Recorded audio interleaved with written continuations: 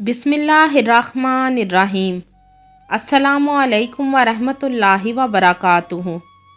آج میں آپ کو ایک ایسی لڑکی کی سچی اور دکھی کہانی سناؤں گی جس کو اپنی شادی کی پہلی رات بھی نصیب نہ ہوئی تھی۔ تو کہانی شروع کرنے سے پہلے آپ سے گزارش ہے کہ آپ میرے چینل ہمنا وائس کو ضرور سبسکرائب کریں اور ساتھ دیے گئے بیل آئیکن کو بھی لازمی کلک کریں تاکہ فیوچر میں آنے والی مزید ویڈیوز کی اپڈیٹس آپ کو ملتی رہیں۔ ایک لڑکی جس کا نام فجر تھا، وہ اپنے والدین کے ساتھ رہتی تھی۔ فجر کا اپنا کوئی بہن بھائی نہ تھا، اس لیے وہ اپنے کزنز کو ہی اپنے بہن بھائی کہتی تھی۔ فجر اپنے والدین کی اکلوتی اولاد تھی۔ فجر اکلوتی ہونے کے ساتھ ساتھ امیر، خوبصورت اور پڑھی لکھی لڑکی تھی۔ فجر بہت حساس لڑکی تھی۔ فجر کے گھر میں کام کرنے کے لیے نوکر چاکر موجود تھے، لیکن پھر بھی فجر کو گھر کے کاموں میں ایک عجیب سی دلچسپی تھی۔ فجر اپنے ابو کے پسندیدہ کھانے خود اپنے ہاتھوں سے بناتی تھی، اور فجر کا ابو جس کا نام صداقت تھا، وہ اپنی بیٹی کے واری صدقے جاتا تھا، اور فجر کی امی سلطانہ بھی بہت خوش ہوتی تھیں۔ دونوں میاں بیوی اپنی بیٹی کو بہت پیار کرتے تھے۔ صداقت اور سلطانہ کو اب اپنی بیٹی کی شادی کی فکر تھی۔ سلطانہ کی سوچ تھی کہ جہاں میری بیٹی کی شادی ہو وہ ہم سے بھی زیادہ امیر ہوں۔ فجر کو جب ایک دو لوگ دیکھنے آئے تو فجر نے محسوس کیا کہ وہ لوگ امیر تو ہیں لیکن ان کے دل بہت سخت ہیں، اور ان کے رویے بھی فجر کو اچھے نہیں لگے تھے۔ پھر فجر نے اپنے ابو سے کہا، ابو، میں آپ کو یہ نہیں کہتی کہ میری شادی کسی امیر گھر میں کریں، میں صرف یہ چاہتی ہوں کہ میرے ہونے والا شوہر چاہے غریب ہو، چاہے اس کا گھر بہت چھوٹا ہو، چاہے اس کا کاروبار اپنا نہ ہو، لیکن اس میں احساس اور محبت ہو۔ وہ مجھ سے بہت پیار کرے، لیکن اس گھر میں سلوک، اتفاق اور آپس میں محبت ہونی چاہیے۔ ایسی امیری کا کیا فائدہ جہاں سلوک، اتفاق اور پیار ہی نہ ہو؟ تو صداقت بولا، ماشاءاللہ، میری بیٹی سونے کا نوالا لے کر پیدا ہوئی ہے، لیکن پھر بھی ذرا بھی تکبر نہیں ہے۔ بیٹی، مجھے فخر ہے کہ تم میری بیٹی ہو۔ پھر صداقت نے کئی رشتے دیکھے، لیکن صداقت کو اپنی بیٹی کی سوچ کے مطابق کوئی لڑکا مل ہی نہیں رہا تھا۔ پھر صداقت کو ایک لڑکا پسند آ گیا جس کی سوچ بالکل فجر جیسی تھی۔ اس کا نام اکبر تھا۔ اکبر کی سوچ فجر سے بہت ملتی جلتی تھی۔ اکبر ایک غریب گھرانے سے تعلق رکھتا تھا۔ اکبر غریب ضرور تھا، لیکن اس کا دل بہت بڑا تھا۔ اکبر اپنی امی کے ساتھ رہتا تھا۔ اکبر کا گھر چھوٹا لیکن اپنا تھا۔ اکبر کی تنخواہ اتنی تھی کہ اس میں گھر کا گزارا بہت اچھے سے ہو رہا تھا۔ اکبر اور فجر کی بہت بڑی منگنی کی رسم ادا کی گئی تھی، حالانکہ اکبر اس کے سخت خلاف تھا، اور فجر نے بھی اکبر کی ہاں میں ہاں ملائی تھی۔ لیکن فجر کے والدین کی خواہش تھی کہ ہماری ایک ہی بیٹی ہے اور ہم نے ساری خواہشات اس کی شادی پر ہی پوری کرنی ہے، اس لیے سارے خرچے کی ذمہ داری بھی فجر کے گھر والوں نے ہی اٹھا لی تھی۔ فجر کی منگنی کسی شادی سے کم نہ تھی، اور اکبر فجر کے گھر کی شان و شوکت دیکھ کر بہت حیران ہو رہا تھا۔ منگنی کے بعد فجر اور اکبر فون پر اکثر بات کرنے لگے تھے۔ 6 ماہ بعد فجر اور اکبر کی شادی بھی طے ہو گئی تھی۔ اکبر نے اپنی حیثیت کے مطابق ساری شاپنگ کی تھی، اور فجر کے گھر والوں نے اپنی حیثیت کے مطابق شاپنگ کی تھی۔ فجر ایک نیک لڑکی تھی۔ فجر ہر مہینے یتیم بچوں کے لیے تحفے اور ان کی پڑھائی کے لیے اسکول میں فیس ادا کرتی تھی۔ فجر نے اپنے والدین سے کہا، امی، ابو، میں آخری مرتبہ ان یتیم بچوں سے ملنا چاہتی ہوں۔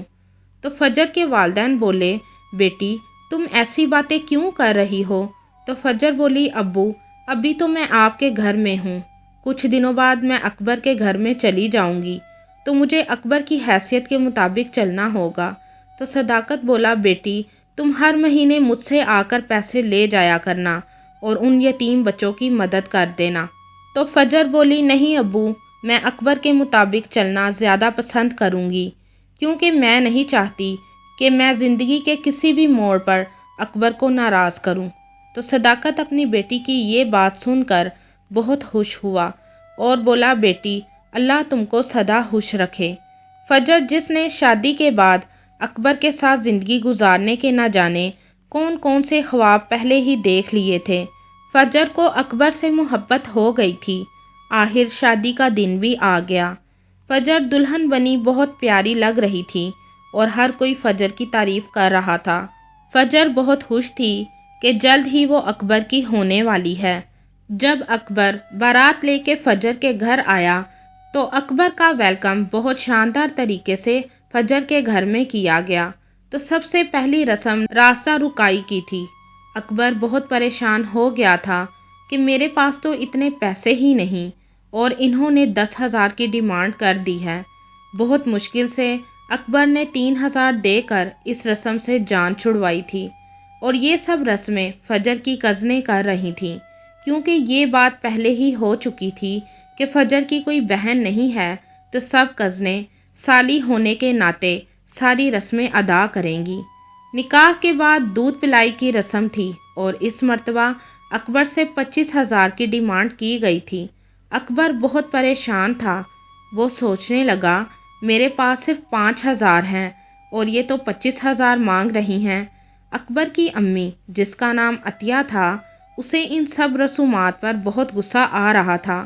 وہ سوچ رہی تھی کہ ان سب کو پتہ بھی ہے کہ ہمارے حالات کیا ہیں، پھر بھی ان کی ڈیمانڈ ان جیسی ہی ہے۔ اکبر بہت بڑی سوچ میں پڑ گیا تھا کہ میں کیا کروں۔ خیر یہ فیصلہ ہوا کہ 25 کی جگہ 20,000 روپے رسم کے ادا کیے جائیں گے۔ اکبر نے 5,000 اسی وقت ادا کر دیے تھے اور باقی 15,000 ولیمے والے دن جوتا چھپائی کی رسم کے ساتھ ادا کرنے تھے۔ پھر فجر کی رخصتی کر دی گئی تھی۔ فجر ان رسومات کے بارے میں بالکل کچھ نہ جانتی تھی۔